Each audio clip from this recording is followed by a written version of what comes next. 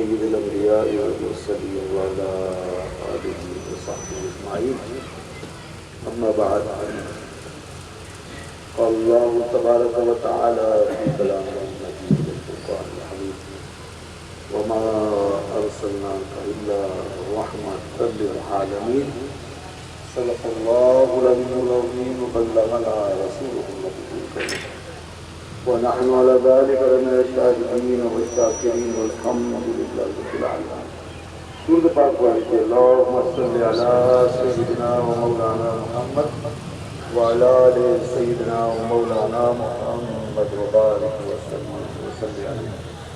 حمد و صلوات کے بعد مخدوم محترم قبلہ لائق صدر احترام حضرت پیر طریقت حضرت علامہ مولانا مفتی محمد ہادی بخش صدیقی صاحب دامت برکاتہ العالیہ، معزز اور مکرم علماء کرام، عزیز قدر حاضرین و سامعین، ماشاءاللہ ایک مرتبہ اور آج اس روح پرور اور بارونق اجتماع میں شرکت کا موقع ملا۔ اس سے پہلے بھی 2-3 سال قبل حاضری ہوئی، ماشاءاللہ یہی رونقیں تھی، اور اب آج پہلے سے زیادہ یہاں سکون نظر آتا ہے اور زیادہ برکت نظر آتی ہے اور کشش محسوس ہوتی ہے۔ تو یقیناً جو دین پر عمل کرتے ہوئے، دینی تقاضوں کو پورا کرتے ہوئے، علم و عمل کی خیرات تقسیم کرتے ہوئے خانقاہ کا نظام آگے بڑھ رہا ہے، تو اس میں ہمیشہ روز افزوں برکت ہی رہی ہے، اور اللہ کرے یہ سلسلہ اس طرح جاری رہے، ان کے بعد ان کی نسلوں میں، ان کی اولاد میں، ان کے بچوں میں اس مشن پر یہ گامزن رہیں۔ ضروری ہے کہ جہاں بھی اللہ تعالیٰ ایسا موقع اور ایسا وقت انسان کو عطا فرمائے تو اس کو غنیمت سمجھنا چاہیے، اور اس کو ہمیشہ جاری رکھے ان برکتوں کو، اس تمسک کو، اس التزام کو جو ایک دفعہ پیدا ہو جائے۔ آج دنیا میں ہم دیکھ رہے ہیں کہ مسلم سوسائٹیز میں، اسلامی معاشرے میں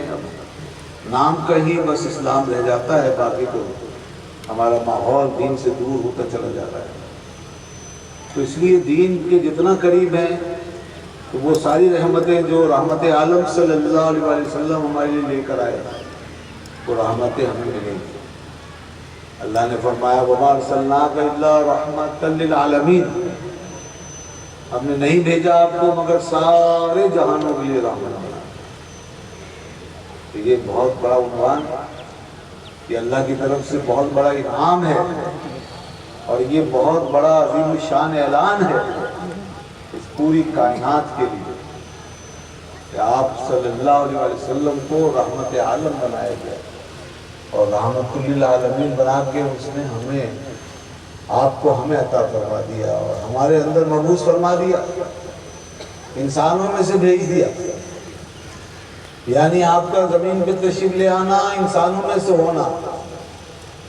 اور پھر انسانوں کے لیے ہادی برحق بننا،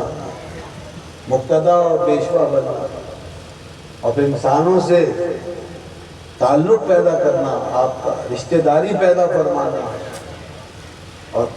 دنیا کے لوگوں کو اپنے رشتے میں، اپنے تعلق میں پرونا۔ تو یہ رحمت ہی رحمت، یعنی کہ آپ نے رحمت کو عام کرنے کے لیے جتنے ذرائع اور وسائل ہو سکتے تھے وہ سب آپ نے استعمال فرما دیا، اور وہ سارے دروازے کھولے تاکہ آپ کی برکت اور آپ صلی اللہ علیہ وسلم کی رحمت لوگوں تک پہنچتی رہے۔ جب آپ نے اصحاب قرار دیا ان لوگوں کو جو آپ کی بارگاہ میں حاضر ہوئے، تو یہ رحمت کا ایک بڑا دروازہ کھول دیا۔ جب آپ نے اپنے عزیزوں کو جب رشتہ داری قائم فرمائی، اور اللہ نے آپ اہل خانہ عطا فرمائے، اہل بیت عطا فرمائے، اولاد عطا فرمائی، ازواج عطا فرمائی، تو اہل بیت کے عنوان سے ایک رحمت کا اور دروازہ کھلا۔ آل پاک کے حوالے سے رحمت للعالمین کا ایک اور چیپٹر کھلا ہے، اور وہ بھی قیامت تک جاری و ساری۔ اور پھر اس کے بعد جب آپ نے فرمایا ارسلت الی الخلق کافہ، میں ساری مخلوق کی طرف رسول بنا کر بھیجا گیا، تو ساری مخلوق اور ساری دنیا آپ کی امت میں داخل ہو گئی۔ انسان تو بطور خاص امتی ہے، اور ویسے ہی پوری کائنات آپ کی امت میں داخل ہے، اور آپ سے فیضیاب ہو رہی ہے۔ تو یوں آپ نے پھر ساری کائنات کے لیے رحمت کا وہ دروازہ کھولا کہ جو ذرے ذرے کو جس کی رحمت پہنچ رہی ہے، اور ذرہ ذرہ جس سے مستفید ہو رہا ہے۔ تو دوستو، یہ اب ہمارا کام ہے کہ ہم کتنا قریب ہو کر آپ کی رحمتوں سے فائدہ اٹھا سکتے ہیں۔ اللہ تعالیٰ فرماتا ہے کہ تمہیں اگر میرے محبوب کی رحمتوں سے زیادہ سے زیادہ فائدہ حاصل کرنا ہے تو پھر ایک کام کرو، وَمَا آتَاكُمُ الرَّسُولُ فَخُذُوهُ وَمَا نَهَاكُمْ عَنْهُ فَانْتَهُوا، جو کچھ بھی میرا رسول تمہیں دے وہ لے لو، اور جس چیز سے منع کرے اس سے رکو۔ یہ ہے اصل بات۔ ہمیں یہ دیکھنا ہوگا کہ آپ صلی اللہ علیہ وسلم نے ہمیں کیا عطا فرمایا ہے، کیا عطا کیا ہے، کیا دیا ہے، وہ لینا ہے۔ جو آپ نے دے دیا بس وہ اس امت کے لیے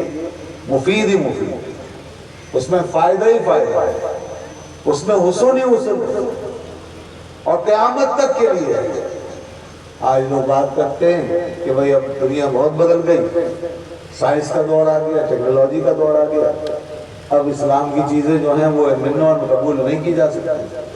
کوئی سیکولرزم کی بات کرتا ہے، کوئی کمیونزم کی، لوگ پورے پورے نظام کی بات کرنے لگ جاتے ہیں۔ ارے یہاں تو یہ تقاضا ہے صحابہ کرام کے عمل سے اور آج تک اسلاف کے طریقے سے جو ہمیں پتہ چلا ہے کہ نظام تو بہت بڑی بات ہے۔ نظام کون لا سکتا ہے نظام مصطفیٰ کے مقابلے میں؟ یہاں تو ان کی شان رحمت کا علم یہ ہے کہ اللہ نے ان کی ایک ایک ادا پر رحمت للعالمین کی ایسی مہر لگا دی ہے کہ جو کچھ آپ نے اپنی ذاتی حیثیت میں پسند فرمایا وہ بھی رحمت سے بنا ہوا ہے۔ جو آپ نے طبیعت کے اقتضاء کے طور پہ اختیار کیا وہ بھی رحمت سے بھرا ہوا ہے۔ جو آپ نے، آپ کی سنتیں دو طرح کی ہیں، ایک تو سنن الہدیٰ ہوتی ہے کہ جو باقاعدہ جاری کی گئی اور جن کو عبادت قرار دیا گیا اور سنت بنائے گئے،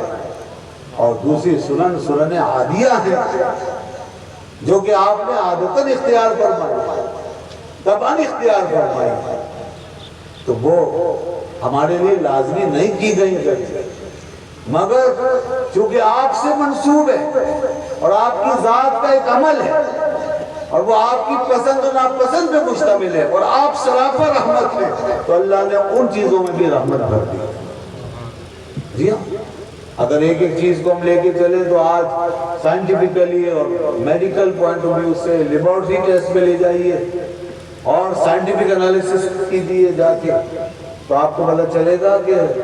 اللہ کے محبوب صلی اللہ علیہ وسلم کی کسی ادا میں کوئی مضرت اور کوئی نقصان اللہ نے رکھے نہیں،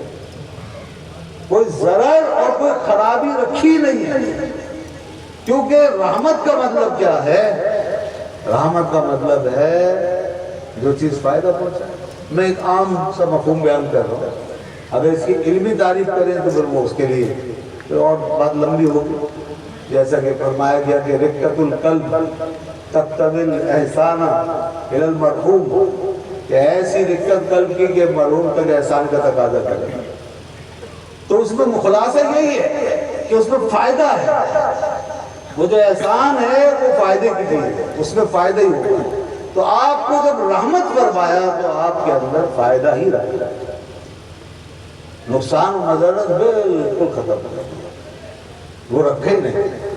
اور پھر جس چیز سے آپ نے روکا، دیکھیے تو وہ چیز ہے جو آپ نے عطا فرمائی، اور